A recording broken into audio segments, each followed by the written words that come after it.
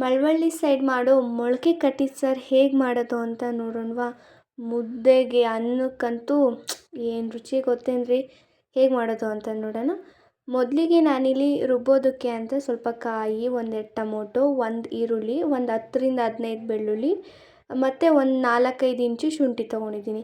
ಒಂದು ಮಿಕ್ಸಿ ಜಾರಿಗೆ ಈ ಥರ ಹಾಕ್ಕೊಂಡು ರುಬ್ಕೊಳ್ಳಿ. ರುಬ್ಬಿದ ನಂತರ ನಾನಿಲ್ಲಿ 4 ಟೇಬಲ್ ಸ್ಪೂನ್ ಆಗೋಷ್ಟು ಸಾಂಬಾರು ಪೌಡರ್ ತೊಗೊಂಡಿದ್ದೀನಿ. ನೀವು ಮನೇಲಿಲ್ಲ ಅಂದರೆ ಅಂಗಡಿಲಿ ತೊಗೊಳ್ಬೋದು. ಆ್ಯಂಡ್ ಸ್ವಲ್ಪ ಒಂದು ಚಿಟಿಕೆ ಆಗೋಷ್ಟು ಅರಿಶಿನ ಪುಡಿ ತೊಗೊಂಡಿದ್ದೀನಿ.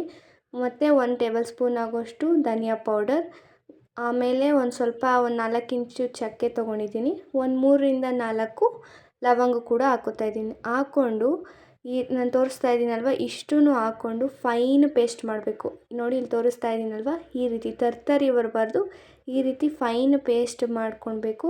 ಈ ಥರ ಫೈನ್ ಪೇಸ್ಟ್ ಮಾಡಿಕೊಂಡು ಪಕ್ಕಕ್ಕೆ ಇಟ್ಕೊಳ್ಳಿ.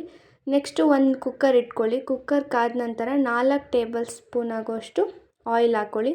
ಆಯಿಲ್ ಹಾಕ್ಕೊಂಡು ಒಂದು ಚಿಕ್ಕ ಈರುಳ್ಳಿನ ಸಣ್ಣ ಸಣ್ಣದಾಗಿ ಕಟ್ ಮಾಡ್ಕೊಂಡು ಅಥವಾ ಉದ್ದುದ್ದು ಕಟ್ ಮಾಡಿಕೊಂಡು ಅದನ್ನು ನೀಟಾಗಿ ಫ್ರೈ ಮಾಡ್ಕೋಬೇಕಾಗತ್ತೆ.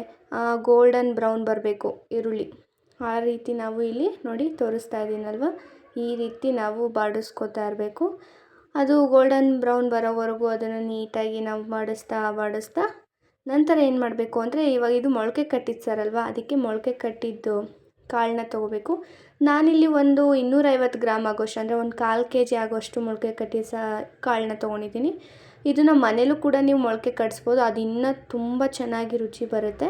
ನಾನಿಲ್ಲಿ ಅಂಗಡಿಲಿ ತಂದಿದ್ದೀನಿ, ಅದಕ್ಕೆ ಅಂಗಡಿಲೇ ತೊಗೊಂಡು ಮಾಡ್ತಾಯಿದ್ದೀನಿ. ನೀವು ಮನೇಲಿ ಕೂಡ ಮಾಡಿ, ತುಂಬ ಚೆನ್ನಾಗಿ ಬರುತ್ತೆ ರುಚಿ ಮಾತ್ರ.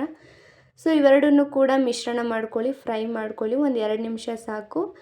ಈ ಥರ ನೋಡಿ ಇಲ್ಲಿ ತೋರಿಸ್ತಾ ಇದ್ದೀನಲ್ವ, ಕಾಳೆಲ್ಲ ಹಸಿ ವಾಸನೆ ಹೋಗೋ ತನಕ ಫ್ರೈ ಮಾಡ್ಕೊಂಡಾದ್ಮೇಲೆ ಏನೇನು ತರಕಾರಿ ಹಾಕಬೇಕು ಅಂದರೆ, ಇಲ್ಲಿ ನಾನು ಹಾಕಿರೋದು ಬದನೆಕಾಯಿ, ಸ್ವಲ್ಪ ಆಲೂಗೆಡ್ಡೆ ಆ್ಯಂಡ್ ಸ್ವಲ್ಪ ಸೀಮೆ ಬದನೆಕಾಯಿ, 3 ತರಕಾರಿ ಹಾಕಿದ್ರೂ ಸಾಕು. ಅಥವಾ ನಿಮ್ಗೆ ಇನ್ನೇನೇನು ಏನಾದ್ರು ಹೆಚ್ಚಿಗೆ ತರಕಾರಿ ಬೇಕು ಅಂದರೆ ಬೀನ್ಸ್ ಹಾಕ್ಕೊಳ್ಬೋದು, ಅಥವಾ ಏನೇನು ಬೇಕೋ ಅದನ್ನು ನಿಮ್ಮ ತರಕಾರಿ ಕೂಡ ಅಳವಡಿಸ್ಕೊಬೋದು.